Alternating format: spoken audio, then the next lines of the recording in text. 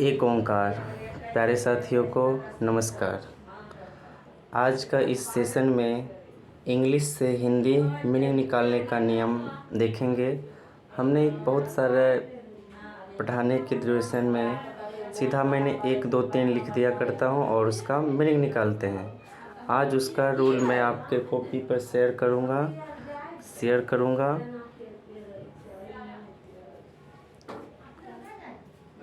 Language पहले देखेंगे।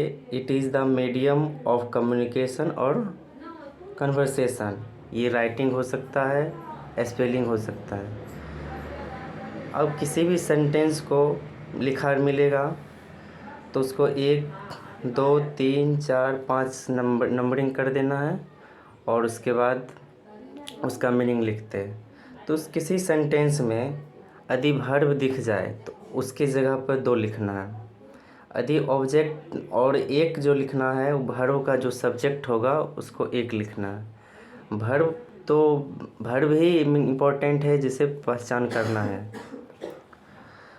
और वर्ब में पता चल जाने के बाद कौन लगा देंगे तो सब्जेक्ट का पता चल जाएगा और उसमें क्या लगा के जवाब करेंगे तो ऑब्जेक्ट का। बाकी बात ऑब्जेक्ट के बाद जो भी कॉम्प्लीमेंट आएगा वहाँ पे 4 लिखेंगे। कंजक्शन आ जाए तो 5 लिखेंगे। थोड़ा सा रूल पढ़ते चले जाएंगे। यदि कोई शब्द सेंटेंस का वर्ब हो तो उसे 2 लिखते हैं। वर्ब में कौन लगाकर या क्या लगाकर सवाल करने से जो जवाब मिलता है उसे सब्जेक्ट या वह 1 लिखते हैं। जब हम क्या लगाकर सवाल करने पर जो जवाब मिलता है उसे ऑब्जेक्ट यानी 3 लिखते हैं। जब हम वर्ब में कब कहाँ क्यों का जवाब आता है तो उसे कॉम्प्लीमेंट यानी 4 लिखते हैं। प्रीपोजिशन के बाद आने वाले प्रत्येक वर्ड को कॉम्प्लीमेंट या 4 लिखते हैं। सेंटेंस प्रीपोजिशन में सब्जेक्ट के पहले भी आता हो तो उसे 4 लिखते हैं। बाय प्लस प्रीपोजिशन आए, बिफोर प्रीपोजिशन आए तो उसका मतलब होता है क्रिया प्लस करके।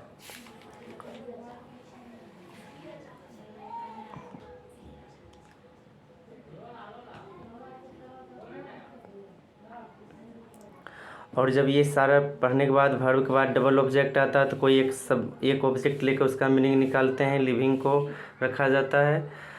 एक सेंटेंस में एक सब्जेक्ट या एक से ज़्यादा भी लेता है। और जब ये 1 2 3 4 लिख देने के बाद हम लोग कौन सा फार्मूला पर सारे मीनिंग निकालेंगे? 1 4 3 2 पर मीनिंग निकालेंगे और किसी भी बड़े से बड़े सेंटेंस को भी इजीली हिंदी में करके उसको समझेंगे। पहला एक वर्ड सेंटेंस लिखा हुआ है, समा it's an orange in the evening. तो इसमें पहला वर्ब देखेंगे क्या है। वर्ब इसमें इट्स है। इट्स मतलब खाना होता है। और ये कौन सा टेंस में लिखा हुआ है? सिंपल प्रेजेंट टेंस में लिखा हुआ है। तो इट्स मतलब खाता, तातेती मीनिंग निकलता है उसमें। तो क्या खाते हैं? तो एन ऑरेंज, क्या लगा के जवाब किए तो तीसरा गोला पता चल जाएगा। ऑरेंज ऑब्जेक्ट का पता चल जाएगा तो ऑब्जेक्ट जगह पर 3 लिखेंगे। और कौन खाता है? तातेती मीनिंग आएगा इट्स का तो इसमें सवाल करेंगे कौन खाता है तो उसका जवाब आएगा समा, तो उसको 1 लिखेंगे। अब क्या खाता है भर में जब सवाल लिखाएंगे तो 3 हो जाएगा। अब प्रीपोजिशन दिख जाए तो वहाँ से हमें 4 लिख लेना है। 4 लिखा गया। अब उस फार्मूला पर लिखेंगे। ये फार्मूला पर आप सभी का मीनिंग निकालना स्टार्ट कर देंगे। तो पहला इसमें आता है कि एक को लिखना है मीनिंग, 1 का मीनिंग लिखना है, उसके बाद 4 का मीनिंग लिखना है, उसके बाद 3 का, उसके बाद 2 का।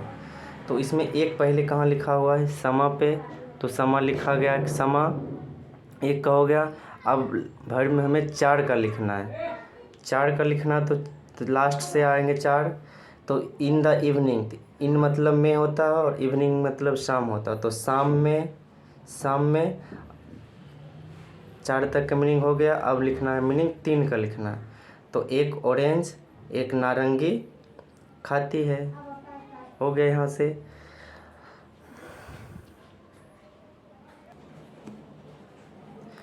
अब दूसरा एग्जाम्पल लेंगे। और एक सेंटेंस यहाँ पर लिखा हुआ है, Raman has establish an ideal bye avoiding all the property of his family. ये बड़ा सेंटेंस लिखा हुआ, इसका हिंदी किस तरह से लिखा जाएगा ये आप सामने देखेंगे। पहले इसमें आप वर्ब पता करेंगे कौन सा है। तो वर्ब यहाँ पर पता चला है कि हैज़ एस्टेब्लिश एक वर्ब लिखा हुआ है। तो हैव एस्टेब्लिश मतलब होता स्थापित करना। हैव हैज़ और भी 3 यहाँ पर यूज हुआ है। तो यहाँ पर कोई प्रेजेंट परफेक्ट में इसका मीनिंग जाएगा, जो कि काम हो चुका, पूरा हो चुका। तो क्या कौन पूरा कर चुका है, कौन स्थापित कर चुका हुआ। तो इसमें एक सवाल करेंगे तो पता चलेगा रमन। तो रमन एक हो जाएगा, कौन लगा के सवाल करने पर। क्या एस्टेब्लिश किया है, क्या स्थापित किया है, एन आइडियल। तो ये 3 हो जाएगा। ऑब्जेक्ट का मीनिंग, ऑब्जेक्ट का आंसर दिया यहाँ पर। उसके बाद प्रीपोजिशन जहाँ से देखे वहाँ से 4 लिख देंगे। तो 4 यहाँ, ये 1 हो गया, यहाँ से यहाँ 2, एन आइडियल 3, ये बाय से लेके ये यहाँ तक 4, और 4 तब तक लिखते जाएंगे जब तक कि कोई दूसरा प्रीपोजिशन ना आ जाए। फिर प्रीपोजिशन यहाँ से आ गया 4। तो इसमें आप देखेंगे कि सभी का मैंने एक फार्मूला पर लिख दिया हुआ 1 2 3 पे। अब आपको फिर एक रूल पे वही बनाना है। वो कौन सा था, 1 4 3 2, 1 4 3 2 पे मीनिंग सभी का लिखना है। यहाँ पर तो हो गया है। एवॉइडिंग, इसको एवॉइडिंग मतलब होता है त्याग करके।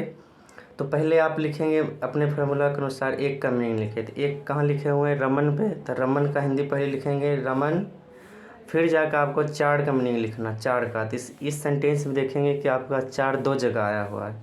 एक तो आया हुआ है लास्ट में his family and bye avoiding all the property. तो लास्ट वाला जो 4 आएगा पहले वहाँ से मीनिंग लिखना स्टार्ट करेंगे। रमन लिखा गया, ऑफ हिज फैमिली। हिज मतलब होता कोई नाम हो गया तो उसका अपना हिज होता है बॉयज़ के लिए, और कोई लड़की रहता है यहाँ पर तो उसके लिए हर लिखा था। तो अपना के लिए हिज हर हो गया। तो अपने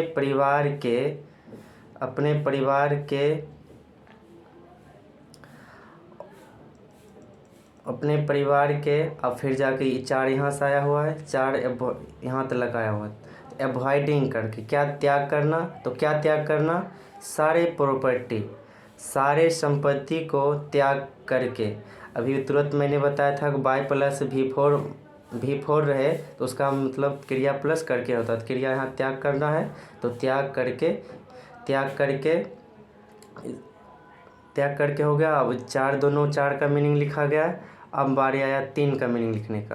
तो 3 का मीनिंग यहाँ पर दिया हुआ कि एक आदर्श, एन आइडियल, एक आदर्श, सारे संपत्ति को त्याग करके एक आदर्श हो गया। उसके बाद आप मीनिंग लिखेंगे, 2 का मीनिंग लिखेंगे। 2 वहाँ पर क्या दिया हुआ है, 2 में दिया हुआ हैज़ एस्टेब्लिश मतलब होता है स्थापित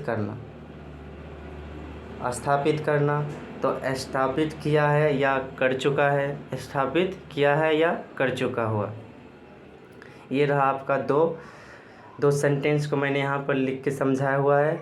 और इससे भी बड़े से बड़े सेंटेंस को भी आप इजीली इस फार्मूला पर लिख सकते हैं। बशर्ते पहले आपको ये ध्यान रखना है कि पहले वर्ब को पता करना है, 1 2 3 4 लिखना है। यदि सेंटेंस फिर दूसरा नया सेंटेंस आ गया तो वहाँ पर कंजक्शन उसको 5 करके और आगे उस सेंटेंस में फिर 1 2 3 करके लिखते जाना है। इस तरह से आपका पूरे बुक का भी आप हिंदी लिख समझ आएंगे। और ये ध्यान रखना है कि सब दिन तो ये यदि आप 1 महीने तक इस तरह से प्रैक्टिस कर लेते हैं तो आपको हिंदी समझने में किसी भी सेंटेंस को परेशानी नहीं होगी।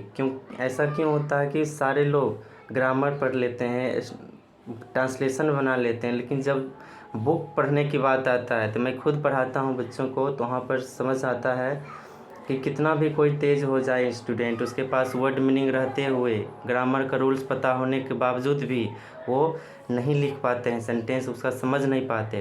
तो यदि आप 1 महीना इस तरह से प्रैक्टिस करते हैं तो टू बी श्योर आप निश्चित रूप से इंग्लिश की समझ आप में डेवलप होना स्टार्ट हो जाएगी। धन्यवाद।